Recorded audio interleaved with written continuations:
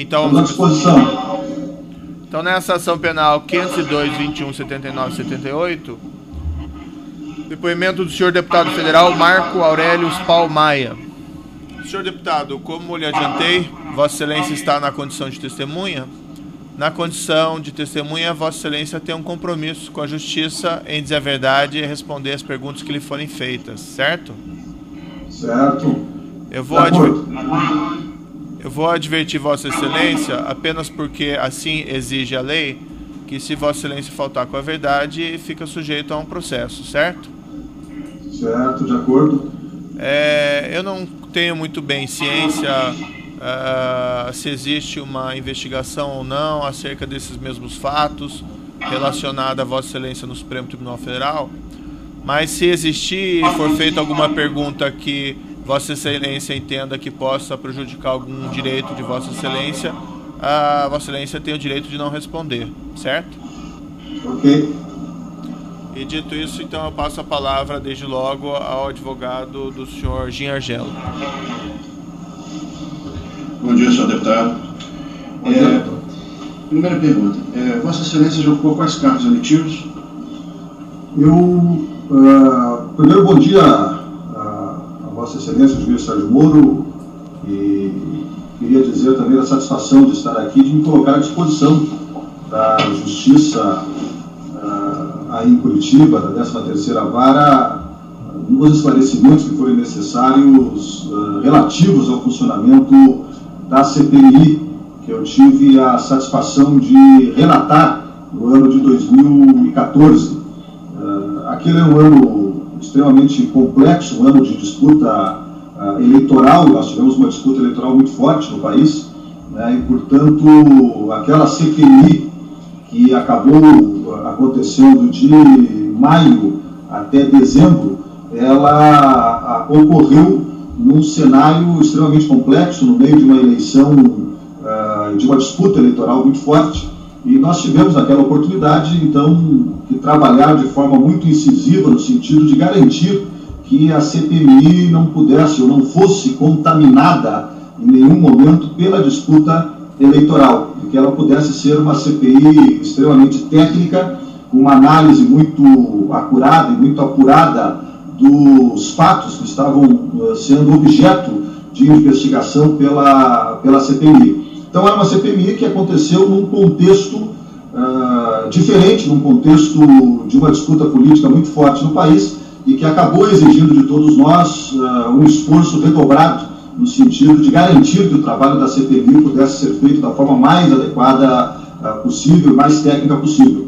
E eu queria aproveitar a oportunidade, juiz Sérgio Moro, para agradecer a Vossa Excelência e a 13ª Vara aí de Curitiba, Vara Federal, que na oportunidade compartilharam todas as informações que existiam naquela oportunidade em relação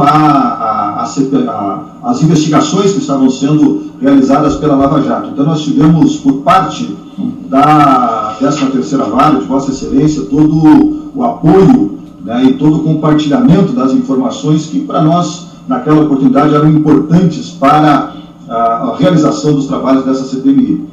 Bom, eu estou, dito isto de forma preliminar, eu estou no 4º mandato de deputado federal e mandato eletivo são esses os mandatos que eu tenho. Nunca fui nem deputado estadual e nem vereador, não ocupei nenhum outro cargo eletivo, a não ser esses mandatos de deputado federal. Qual partido que Vossa Excelência é filiado? Partido dos Trabalhadores. Sempre foi filiado ao Partido? Sempre filiado ao Partido dos Trabalhadores, desde 1985. Vossa Excelência já respondeu que foi relator da CPMI da Petrobras. Eu fui relator da CPMI, da Comissão Parlamentar Mista de Inquérito, que investigou a Petrobras no ano de 2014, segundo semestre de 2014. Vossa Excelência diz que houve compartilhamento de informações, já se adiantou com relação a esse assunto.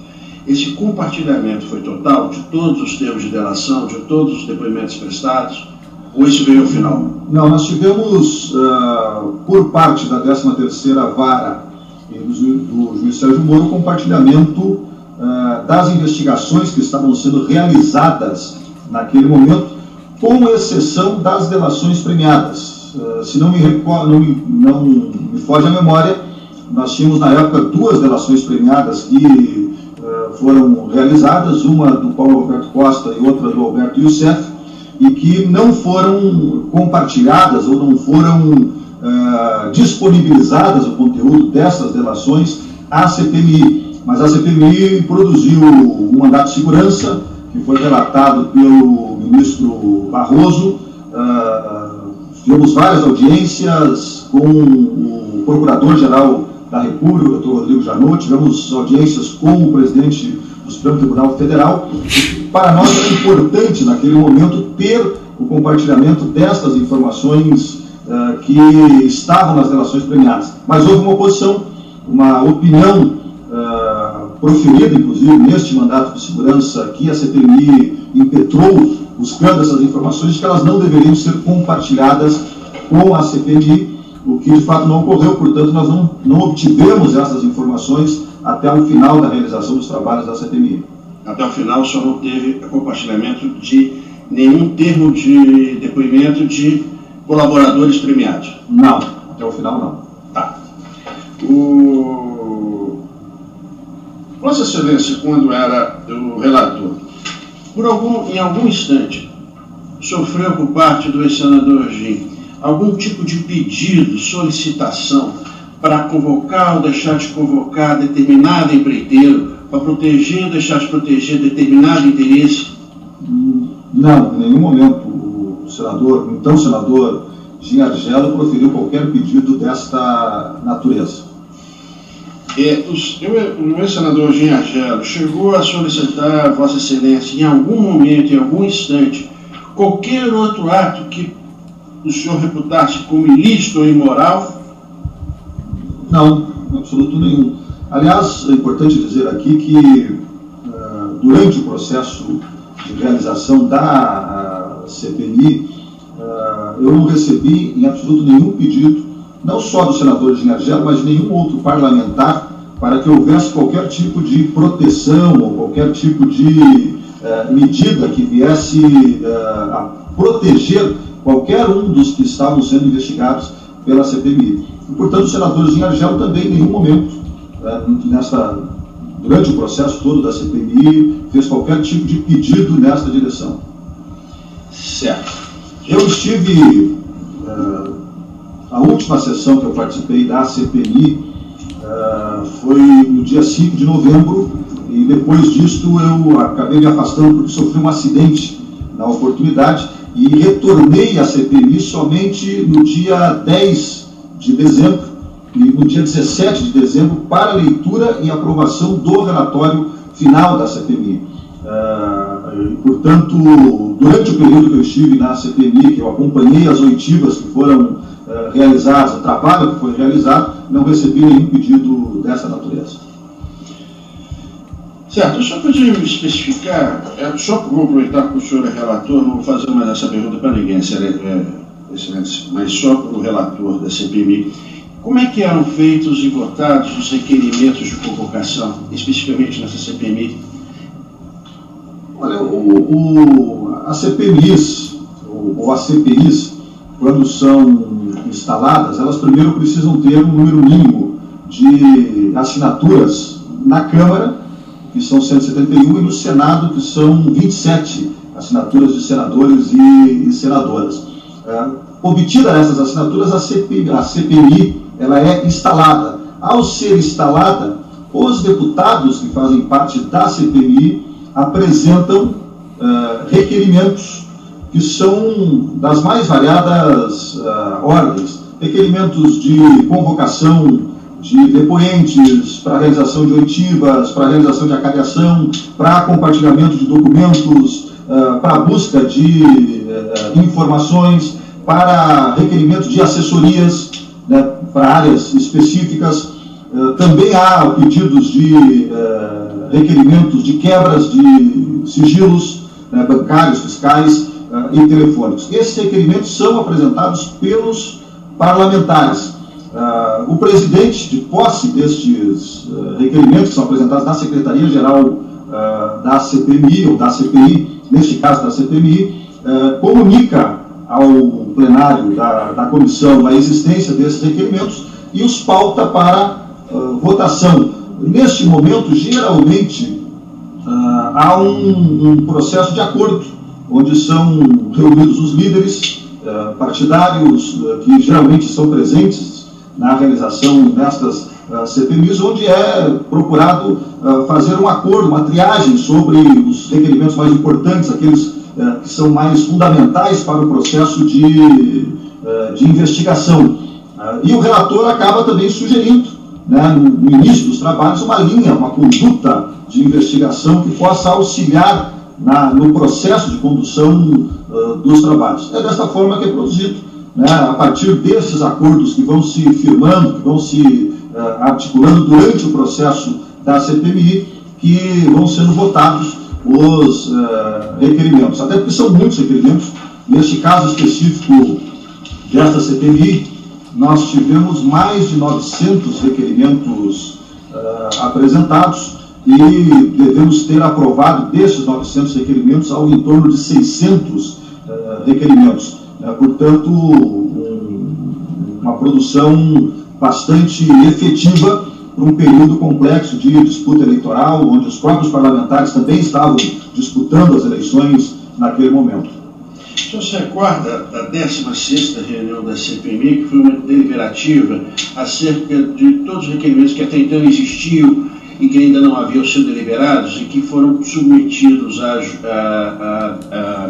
à votação em bloco, mediante prévio acordo do Colégio de Líderes? A 16ª, se não me falha a memória, foi esta reunião da comissão que aconteceu no dia 5 de novembro, que, por um acaso, foi a última reunião que eu participei oficialmente da CPMI. E, de fato, nesta reunião, o presidente convocou uma reunião com os líderes partidários. A CPMI estava para acabar o seu prazo regimental e precisava ser feita uma prorrogação dos trabalhos da CPMI e, ao mesmo tempo, ao prorrogar, estabelecer quais seriam as regras, quais seriam as oitivas ou quais seriam os trabalhos que seriam realizados, os prazos que seriam cumpridos até o final da CPMI, que deveria acabar até o final do ano de 2014. E aqui tem uma outra questão específica também. Esta CPMI ela não poderia ser prorrogada além do final de 2014, do final do período legislativo, porque estava acabando ali um mandato. Então, os parlamentares que assumiriam em 1º de fevereiro de 2015 já seriam outros parlamentares, portanto, a CPMI não poderia existir mais, não poderia ser prorrogada, não havia mais prazo para uma futura prorrogação. Então, ela deveria acabar os seus trabalhos até o final do ano legislativo, que se encerrava no dia 21 de dezembro daquele ano. Então, houve uma reunião produzida e convocada pelo presidente com o intuito de ajustar os procedimentos e as ações, as oitivas que nós realizaríamos até o final daquele ano, enfim, até o final dos trabalhos da CPI, que deveriam acontecer até o dia 17 de dezembro. Eu acredito que na ata da reunião deve estar lá colocado, né, o resultado desta reunião preliminar que foi feito pelo presidente, onde se estabeleceu um acordo sobre os procedimentos, quem deveria ser convocado e de que forma seriam feitas as convocações, os trabalhos até o final dos trabalhos da CPMI. O senhor se recorda como é que seriam feitos especificamente essas convocações? Olha, nós tínhamos naquela oportunidade, dois debates mais acalorados na CPMI.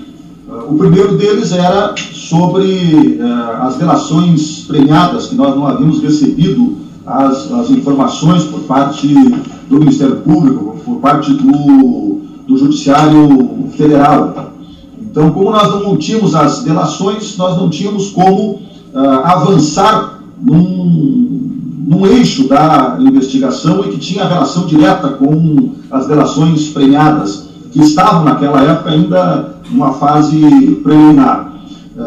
Então esse era um tema. Esse tema nós acabamos, né, por aceitar a decisão tomada pelo Judiciário na oportunidade, e como nós não tínhamos essa informação, portanto não tínhamos como avançar nessa investigação. O segundo tema era com relação a oitivas e convocações que nós ainda tínhamos para serem aprovadas e que efetivamente não teríamos tempo hábil para fazer essas oitivas e recolher estes depoimentos. Então eu me recordo que boa parte destes depoimentos, né, e dessas oitivas, nós, ao invés de fazer as convocações, nós enviamos correspondências, né, a estas empresas, a pessoas, né, que deveriam ser ouvidas pela CPI, e não teríamos, pela CPI, nós não teríamos tempo hábil de fazer. Nisto se incluem as empreiteiras que na época estavam passando por um processo de investigação pela 13ª Vara em Curitiba, que faziam parte das delações premiadas e que nós já tínhamos informações, né, prestadas pelo próprio compartilhamento que foi feito entre a 13ª Vara, a Vossa Excelência, o juiz Sérgio Moro tinha já naquela oportunidade compartilhado muitas informações conosco. Nós tínhamos cruzamentos de informações, né, que foram produzidos pelos técnicos da CPMI, portanto tínhamos muita informação e nós aproveitamos, como não teríamos tempo hábil para fazer todas as oitivas que nós gostaríamos de fazer, teríamos que escolher algumas para serem feitas naquele período de tempo, nós optamos por oficiar a todos, dando um prazo de 10 dias, né, para que fossem respondidos os questionamentos que nós tínhamos naquela oportunidade, que foi feito pela CPMI. Boa parte das empresas que foram questionadas, que foram oficiadas pela CPMI, responderam os questionamentos. Aquelas que não responderam os questionamentos, nós citamos elas no relatório, né, e todas esses documentos, essas informações que nos foram prestadas, estão à disposição nos anexos, nos anais da história da CPMI e no próprio relatório que foi produzido. Foi uma deliberação, então, coletiva da CPMI? Foi uma deliberação coletiva da CPMI, feita primeiramente nesta reunião que aconteceu anteriormente com todos os líderes e depois compartilhada na CPMI. Se não me recordo, se não me falha a memória também, essas informações todas estão na ata que foi produzida, nas gravações que foram produzidas da CPMI. Tá certo. Houve um depoimento prestado onde o ex-senador disse que o relatório produzido foi pífio. Como o senhor classifica o relatório que o senhor produziu? Olha, eu refuto esta afirmação e nós produzimos um relatório extremamente consistente. São 52 indiciamentos que foram produzidos. Nós, além dos 52 indiciamentos, que incluem ali, inclusive, pessoas que, na oportunidade, né, cidadãos na oportunidade, ainda não haviam sido indiciados pela Justiça, ou pela Polícia Federal, ou pelos órgãos em Curitiba, né, como, por exemplo, Nestor Cerveró, na oportunidade, né, ainda não havia sido indiciado, e nós propusemos no nosso relatório este indiciamento, né, propusemos o indiciamento de todos os empresários que na época estavam sob investigação e que nós recebemos informações compartilhadas pela 13ª Vara de Curitiba. Portanto, foram 52 indiciamentos de pessoas públicas e privadas, e ainda pedimos mais a abertura de processo de investigação pelo CAD em mais 20 empresas, e ali estão incluídas todas as empresas que naquela oportunidade estavam sob o processo de investigação.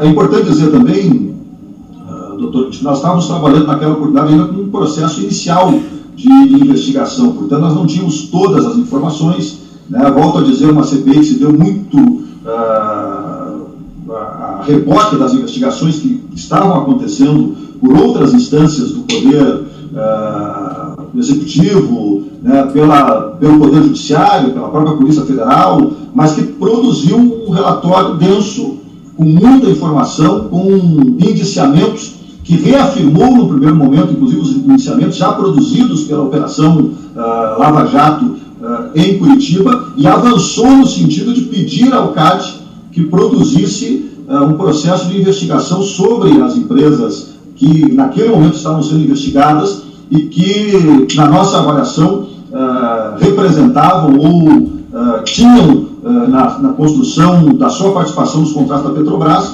a presença ou a existência do cartel. Então foi um relatório extremamente denso, eu tenho ele inclusive aqui comigo, este relatório, são mais de 900 páginas, quem quiser acessar ele pode acessar no site do Senado, né, é só utilizar o CPMI Petro, lá e vai ter todas essas informações, as atas, o relatório está lá da CPMI, coloca também a Vossa Excelência, juiz Sérgio Moro, à disposição este relatório, porque aqui tem muitas coisas que foram compartilhadas com a 13ª Vara de Curitiba, né, e com Vossa Excelência, neste relatório, das investigações que foram produzidas aqui, são mais de 900 páginas, e que produziram todos estes indiciamentos. Portanto, não houve a proteção de absolutamente ninguém, né, e muito menos se essa CPI não produziu efeitos.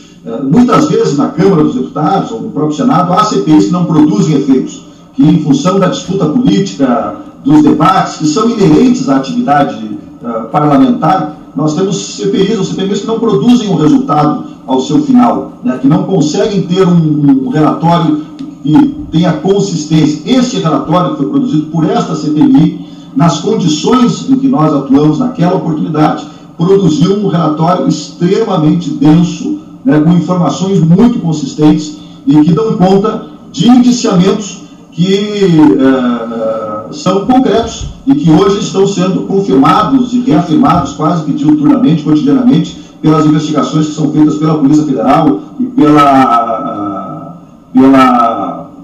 Ministério Público Federal. O senador que disse isso, na minha avaliação, o faz, talvez pela sua régua, pela forma como ele atuou em outras CPIs dentro da casa, né, pela forma como ele se comportou em outros momentos de disputa política ou de participação em atividades como esta dentro do Senado Federal, mas não é a regra, né? Nós fizemos um trabalho sério, um trabalho consistente, né, e que, apesar de não termos todas as informações, porque não foi permitido nos repassados... Senhor senador, acho que já deu para entender, é suficiente. Eu não quero ser indelicado, mas o senador está um pouquinho prolixo e existem outras testemunhas, mas já deu para entender a resposta perfeitamente. Vamos para a próxima pergunta, então. Pois não, muito obrigado. Nesse mesmo depoimento, o ex-senador Delcídio informa que havia um boato, um tititi, ele usou a expressão boato, tititi, algo assim, acerca de possível corrupção de alguns membros da CPMI. Isso procede? O senhor se recorda de algum tipo de boato desse tipo? Eu nunca ouvi nenhum boato desta natureza durante a condução dos trabalhos da CPMI. E aqui eu quero fazer um parênteses. A minha relação com o senador Delcídio Amaral sempre foi uma relação institucional, embora ele fosse um senador do meu partido. Então, me encontrava com ele, eventualmente, em atividades do partido. Mas eu fui presidente da Câmara, fui vice-presidente da Câmara dos Deputados e nunca tive uma relação próxima ou de trabalho ou um relacionamento, a não ser o relacionamento institucional.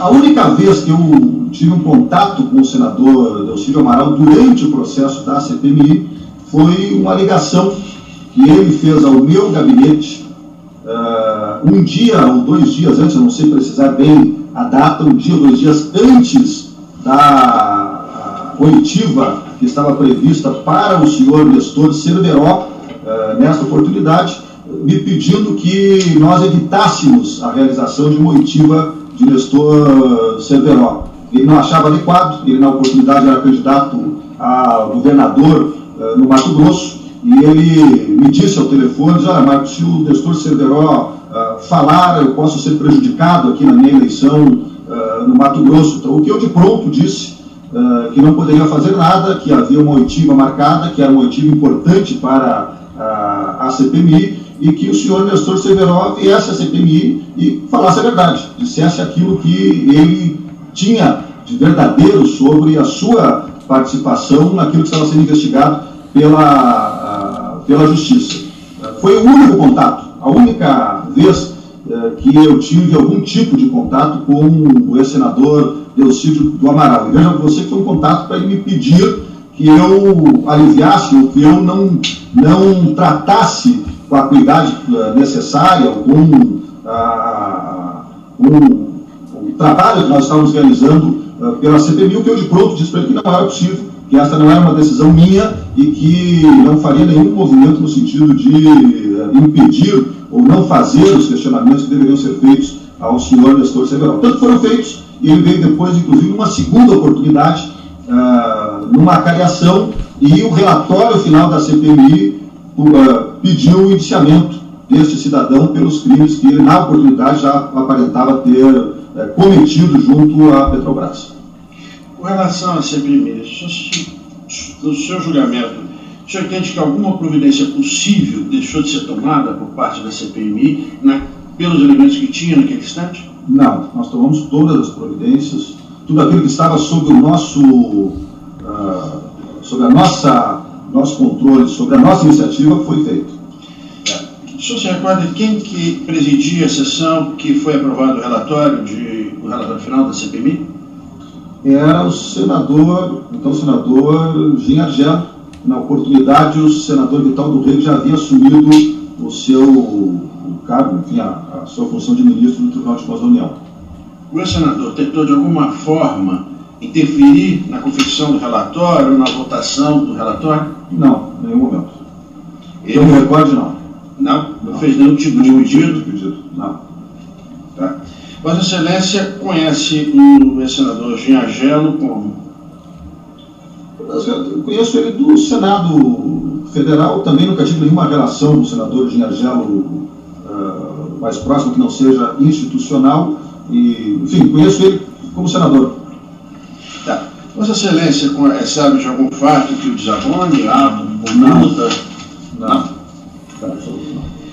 Vossa Excelência votou o requerimento, você específico, 743, mas que na verdade era a convocação do ex-senador Sérgio Machado para prestar esclarecimentos. O senhor se recorda quem é autor desse requerimento? Não me recordo. Não, então tá bom. Não me recordo. Excelência, só essas perguntas. Obrigado. Perfeito. Outros defensores têm indagações? Eu tenho. Pela defesa de Valério Neves Campos, bom dia. Senhor deputado, Vossa Excelência conhece o Valério ou alguma vez o viu? Não, nunca ouvi. Não sei, nunca ouvi falar nem no nome, não sei quem é. Tá certo, obrigada. Outros defensores têm indagações? O Ministério Público tem alguma indagação? Sim, Excelência. Bom dia, senhor deputado. Bom dia. Vossa Excelência poderia confirmar, por favor, se é investigado no Supremo Tribunal Federal por fatos envolvendo suposta solicitação ou recebimento de vantagens devidas no contexto da CPMI do Petrobras? Há uma investigação nesse momento em curso. E o senhor é alvo dessa investigação? Sim. Sem mais perguntas. Ela é fruto da mesma delação do senador Delcídio Amaral. Certo. Mais alguma pergunta? Que eu refuto como sendo uma delação feita por vingança, exatamente porque o seu protegido à época foi investigado e foi denunciado pela CPMI. Aliás, é uma coisa que eu tenho estranhado muito, porque o trabalho que a CPMI realizou foi um trabalho forte, profícuo, produziu indiciamentos, e estes indiciados agora ficam acusando os integrantes da CPMI, né, dessa forma. Então, eu tenho que refutar esta afirmação, e acho que o senador Delcídio do Amaral só o faz por vingança, por não ter sido atendido naquele momento pelos seus pedidos e seus interesses. Certo. Senhor deputado, o seu depoimento está encerrado, eu não tenho perguntas a serem feitas a Vossa Excelência. Eu agradeço aqueles cumprimentos iniciais que Vossa Excelência fez, não quis interromper no momento as declarações. E agradeço novamente a vossa disposição para comparecer nesse ato e prestar esses esclarecimentos. E eles estão encerrados, então, senhor deputado. Muito bem, muito obrigado. E continuo sempre à disposição de Vossa Excelência e, mais uma vez, reafirmo aí o agradecimento pelo trabalho conjunto que Vossa Excelência e esta 13ª Vara fez com a nossa CPMI lá em 2014. Se não fosse esse compartilhamento, nós não poderíamos ter produzido este belo relatório que produzimos e os iniciamentos que foram apresentados por nós naquele momento. Perfeito, senhor. Muito obrigado. Eu também agradeço aí o trabalho que foi feito. E Vossa Excelência está dispensado, então.